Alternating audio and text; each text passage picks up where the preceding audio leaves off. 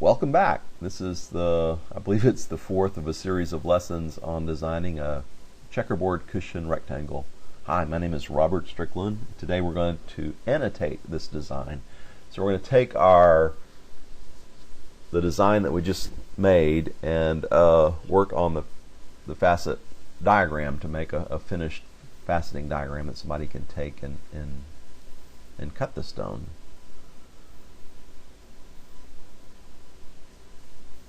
Okay, so if you'll look down here at our cutting instructions, we've got crown first and then the pavilion. This design I'd rather cut pavilion first, particularly since we did all that work to make an omni preform. So just to get a rough sort here first, I'm going to use GemCad's sort command. I'm going to do, the order I'll pick is pavilion, girdle, and then the crown, which is the default. We'll change that later, but this will just get at least the pavilion and the crown in the right order. Okay, so now I've got the Barian facets, the omni facets are cut first. I need to move my girdle facets up in the cutting order, and let's cut the 22 index positions first, and that'll give us the length of our stone first. So I'm going to cut them in reverse order of index. So I need to move this guy up to here, and no quick way of doing that. You can move it up one facet at a time. So I'll click on that facet and then click the move up button. Now you'll notice that my cursor is the dark blue line down here is highlighted. I can move that line up one just by pushing the up arrow on my cursor keypad, and then I can push enter to select that facet, and you can see that move up is highlighted. So just by moving the up arrow, enter, enter, up arrow, enter, enter, I can bubble a facet up to the top, up higher in the cutting order. Okay, so now we've got all of our we've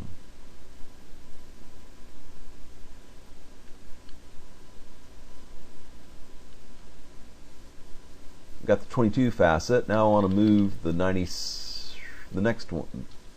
next highest girdle facet number up. So I'll cursor down to it, press enter, enter again, cursor up, enter, enter, cursor up, enter, enter, and just repeat that process several times. And now we need to catch the next one, which is 5 index.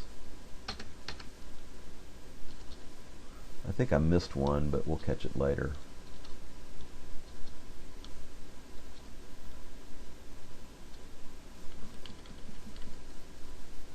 Okay, now we'll catch the index 2 and cursor up, enter, enter, cursor up, enter, enter.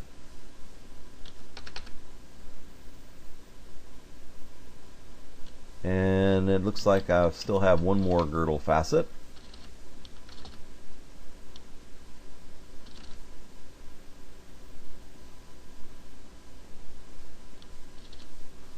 Okay, so now I've got all the girdles in one place, and I have them in order from the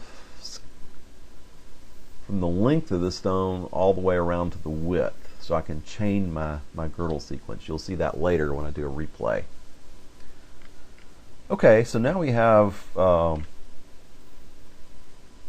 we need to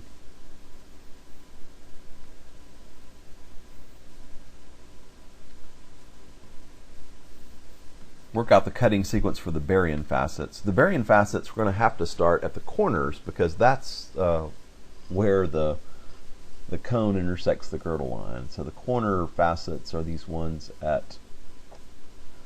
the corners formed by 5 and 19. So that will actually work just the way it is. So 5, 19, work around to that side of the stone, and then that cutting order is perfectly adequate. The crown order, we're just going to leave it as it is because I think it'll work just as it is from highest to low.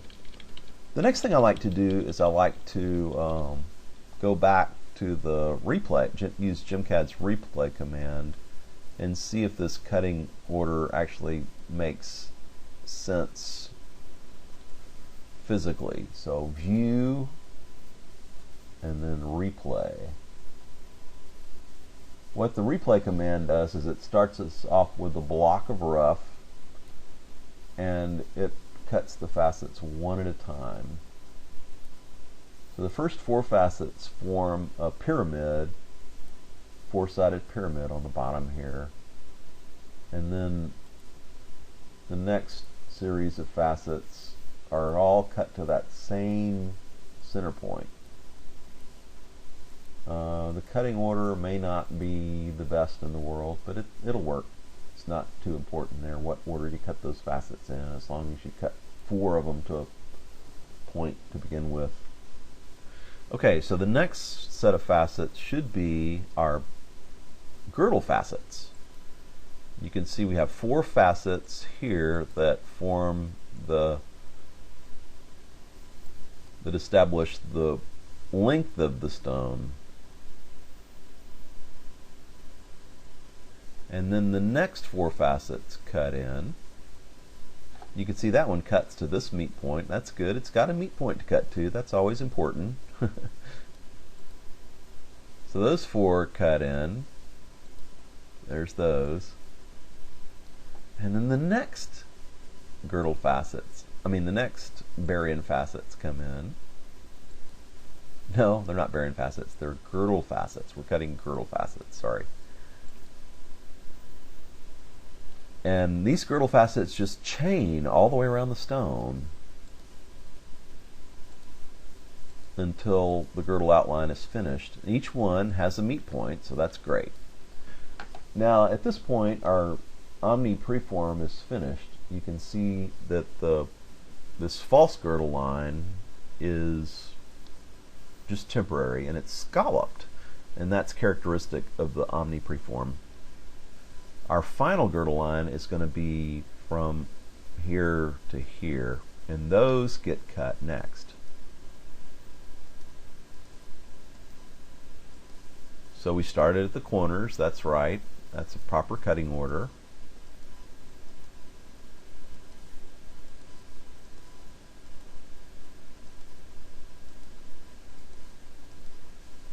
Okay, that cutting order is just fine.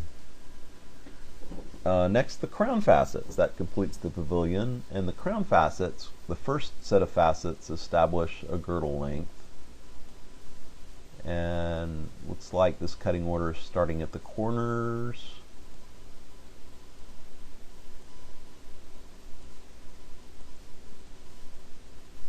That's perfectly adequate. It may not be convenient, but you can rearrange those in any order later. Okay, so that's the first set of the outside-most facets of the checkerboard, and except for the corners should come next. Do they not? Yes. Okay, so we got corner facets, and then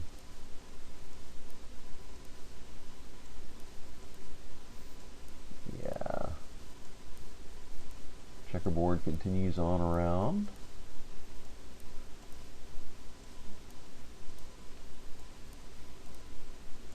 Next.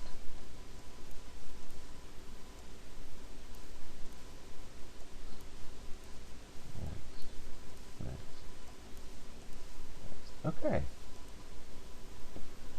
So from that little thing I can see that the cutting order that I've established will indeed work to cut the stone. It's a meet point sequence. I don't really see any problem with meet points or anything. So the next thing to do is to annotate it with letters. So now that I've got my sequence the way I want it, I do edit,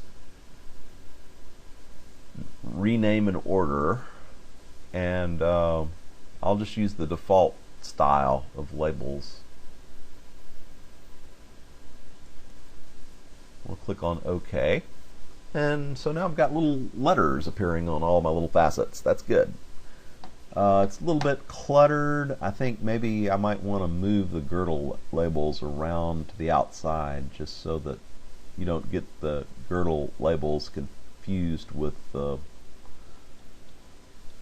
variant facet labels. So let me zoom in on this view just so you can see what that looks like. We haven't talked about this much, but to select a girdle facet or a facet just off the edge of the stone, you can move the cursor off outside the girdle outline and click. So this one, I'm going to call it 6 also.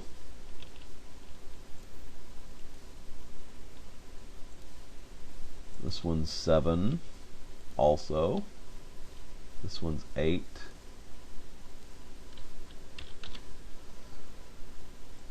This one's 9. Let's try that again. 9. 10 is still 10. Now I'm going to delete the labels on these girdle facets. To do that, you click just outside the margin, and you just erase, highlight, and backspace over the name.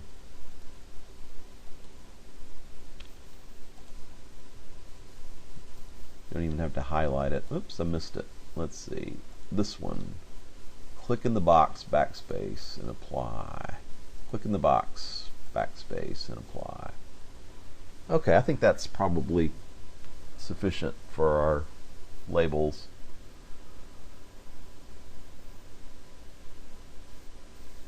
Transfer.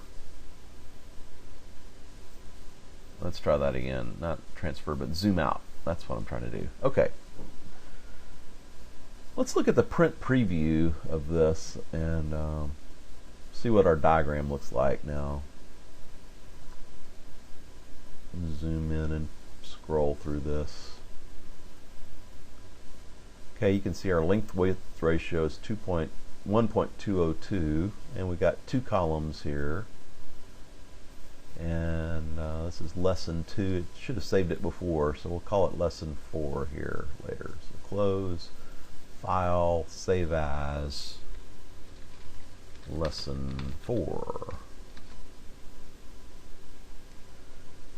Okay, the next thing I want it to do is to give it some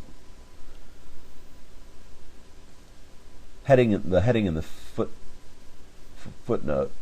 So I'm going to call this the Omni Checkerboard Cushion Rectangle.